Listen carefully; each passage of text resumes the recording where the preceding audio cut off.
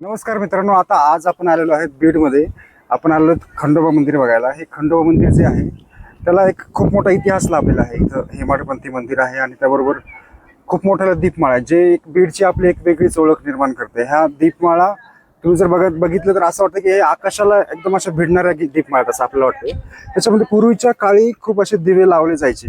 सध्याच्या काळ जर बघितलं तर त्या सध्या बंद आहेत, पण जर तुम्ही याचा अनुभव खरंच घेतला तर ह्या खूप सुंदर आहेत बघायला. आपण तिकडे जाणारच आता. याच्यामध्ये खंडोबाचं मंदिर पण आहेच ऑब्विसली, तर ते खूप चांगलं. आणि इथल्या बीड शहरातल्या लोकांची खूप श्रद्धा आहे. ते दरवर्षी येतात आणि त्याचा आशीर्वाद घेण्यासाठी येतातच. तर आणि हे एकदम बघण्यासारखं आहे. याच्या शेजारी पण खूप मोठं निसर्गरम्य असं वातावरण आहे, जे तुम्हाला दिसतंय. सगळी झाडी आहेत, सगळ्या आहेत गोष्टी. त्याच्यामुळं आपण ते बघूया. चला आपण तिकडेच जाऊया. आपल्यासोबत नेहमीप्रमाणे आपले अशोक सर आहेत. अशोक सर, तुमचं परत एकदा खूप स्वागत आहे बीडमध्ये. तुम्ही इतके दिवस बीडमध्ये नव्हते, त्याचं कारण काय? मी बीडमध्येच आहे, फक्त सर्व्हिसला बीडमध्ये असतं, गाव दुसरीकडे माझं. बरोबर. नाही, खरं सांगायचं म्हणलं तर खूप दिवसांनीच आम्ही भेटतोय आणि ब्लॉग तर खूप दिवसांनीच खूप होतो. दिवसांना ब्लॉग व्हायला आपला. तरी अंदाजे किती दिवसानंतर बनवतो? तरी 2-3 महिने झाले असतील आपल्याला व्हिडिओ. इकडे माकड दिसलं का? नाही, कुत्रा आहे. हा, कुत्रा येतो. तर असं होतं खूप दिवसानंतर भेटल्यानंतर. बरोबर आहे. तर मग कसं वाटतं तुम्हाला इतके दिवस? भारी वाटतंय. संध्याकाळी ह्या टायमाला इकडं दीपमाळकडे जर आलं तर एकदम प्रसन्न वातावरण वाटतंय. खेळण्यासाठी इकडं लहान मुलं वगैरे सगळ्याच येतात, लहान मोठे सर्वजण. आणि निसर्गरम्य वातावरण आहे. बीड पासून थोडंसं बाहेर आल्यासारखं वाटतंय. आणि दुसरी खासियत म्हणजे इथून जर आपण पाहिलं तर पूर्ण बीड दिसतं इथून आपल्याला. असं इथून नाही दिसायचं, पण तिथला पॉईंट वेगळा तिथे गेल्यानंतर दिसत. तिथून पूर्ण बीड दिसते सगळं. आपण पुढे आता मंदिरामध्ये मधलं दाखवत काय. हा, बीडचंच आपलं खंडोबा मंदिर बघू. तर तुम्ही इथं आधी ऑब्विसली आले असाल ना? ह्याच्या आधी बऱ्याच वेळेस आलो, ब्लॉग बनवण्यासाठी आज स्पेशल खास आलेला आहोत. ओके, बीडच्या बाहेर राहणाऱ्या माणसाला पण याची माहिती झालीच पाहिजे थोडीफार. बरोबर. आपला उद्देश फक्त एवढाच आहे. चालतंय, चला मग जाऊया आपण म्हणजे. हा, चला.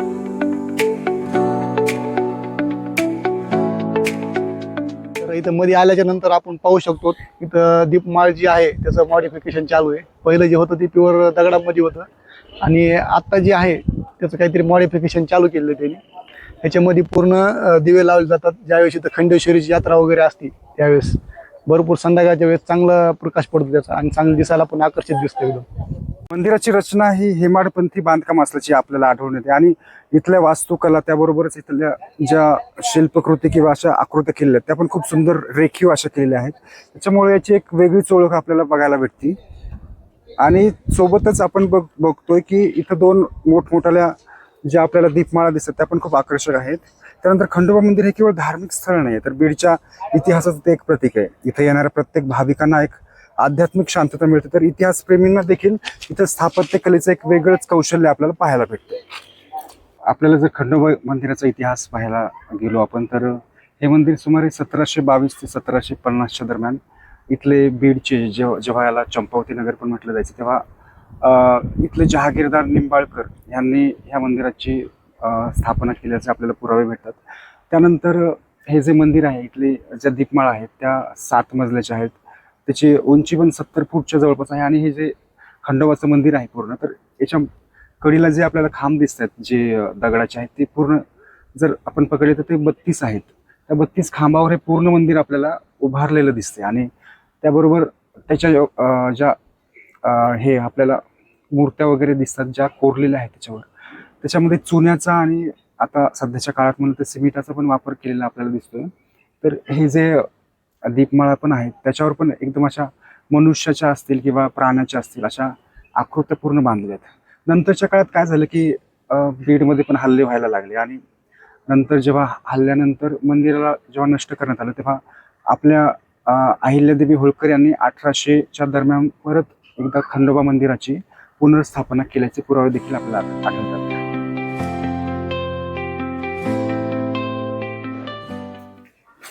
हे जे आपल्याला पुरातन सध्या इमारत दिसते, मला असं वाटतं की मला पर्सनली असं वाटतं की इथं जेव्हा कोणी मंदिराचे दर्शन घ्यायला जे जुन्या काळात येत असतील त्यांच्यासाठी आराम करण्यासाठी किंवा बसण्यासाठीची व्यवस्था असेल असं मला वाटतं. त्याच्यामुळे ही वास्तू पण खूप महत्त्वाची आहे. याच्यामध्ये पण आपल्याला चुन्याचा, मातीचा वापर केलेला दिसतो, जे की पुरातन काळातले दगडी किंवा चिरेबंद जे दिसत आपल्याला, चिऱ्याचं बांधकाम ते आपल्याला इथं दिसतंय.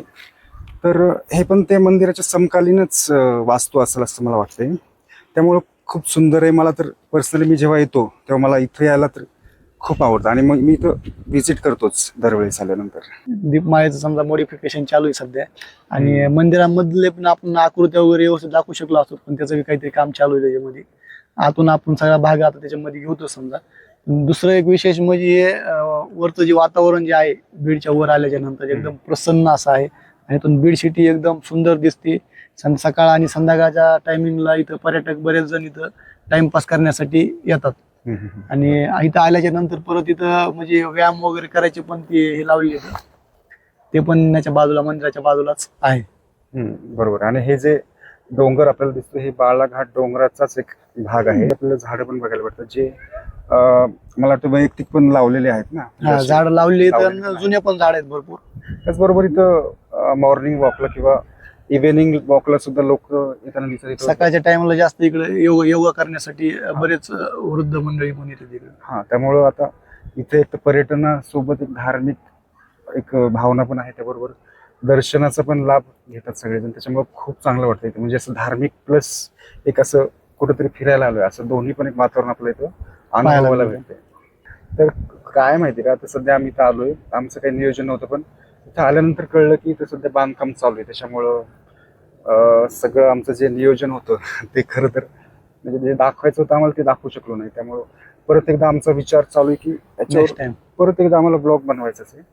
पण तेव्हा मग सगळं बांधकाम झालेलं असेल. इथल्या ज्या पुरातन मूर्त्या होत्या ना, ज्या दीपमाळीवर आपल्या होत्या, तर त्याचं पूर्ण एकदा असं ठळक दिसावं ह्यासाठी पण खूप प्रयत्न करतायत सगळे. त्यामुळं पुढच्या वेळेस आणखी खूप चांगल्या प्रकारे आपल्याला हे दिसेल आणि आम्हाला दाखवता येईल. बरोबर आहे ना? बरोबर. त्याच्यामुळं मग आम्हाला जे सध्या वाटलं आम्ही ते प्रयत्न केला तुमच्यापर्यंत पोहोचवायचा.